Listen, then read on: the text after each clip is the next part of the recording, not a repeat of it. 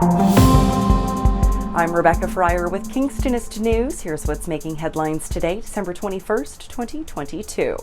A significant winter weather storm is being forecast for Kingston and the surrounding area for this weekend, which may mean some tweaking to your holiday travel plans, especially if they involve getting out of Kingston. Environment Canada issued a special weather statement this morning calling for precipitation to begin as rain or wet snow Thursday before temperatures tank on Friday, leading to a potential flash freeze for locations that remain wet.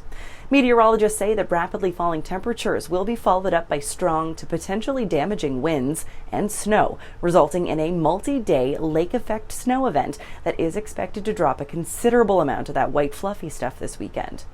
While there is a high confidence that the storm will happen and it'll be bad, the details regarding wind speeds, precipitation types, and amounts are still very uncertain at this time, according to Environment Canada. The Weather Agency also warns that extensive utility outages could be possible with this caliber of storm, and they suggest everyone make an emergency plan and gather supplies from around the house for an emergency kit just in case.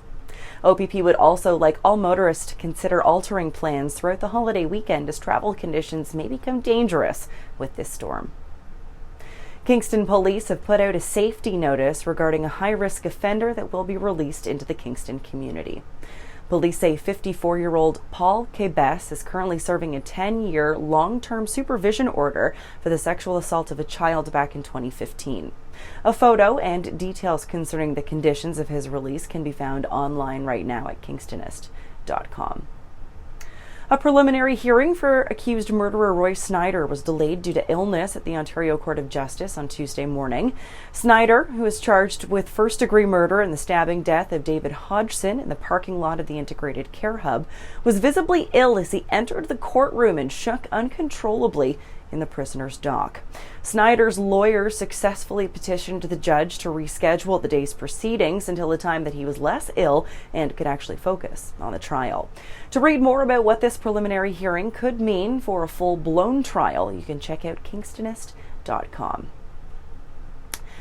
If the weather doesn't shut things down over the next week or so, the holiday certainly will, and as per usual, Kingstonist has compiled a list of all the information and details that we think you might need or that might come in handy for you over the next week, particularly if you're in need of some last-minute stocking stuffers or cranberry sauce for dinner.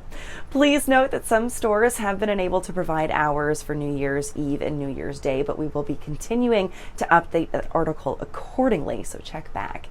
And a reminder from all Kingston Fire and Rescue to never burn wrapping paper or Christmas trees in your fireplace unless you're a fan of chimney fires. Don't do it.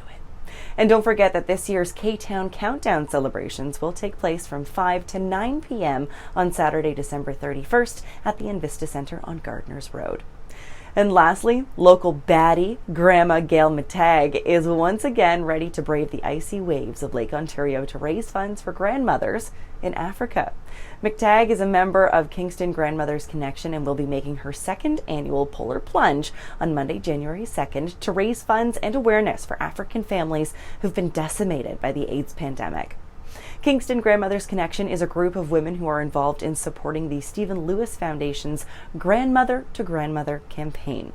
And according to McTagg, last year's polar plunge raised over $4,000, but she jokes a little bit that it seems like everybody's doing it this year, so it's not such a novelty. Maybe we can prove her wrong. To learn more about how you can donate right now, check out Kingstonist.com. And for more stories and more on these headlines, or to submit your own news, visit Kingstonist.com and become a subscriber today. I'm Rebecca Fryer. Have a great one, Kingston.